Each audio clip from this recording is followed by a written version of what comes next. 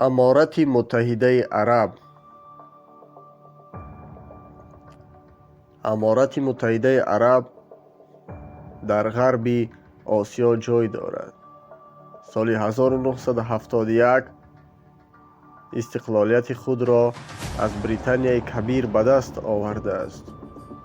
مساحتش 83.6 کیلومتر، اهالیش زیاده از 10 میلیون، پایتختش ابوظبی.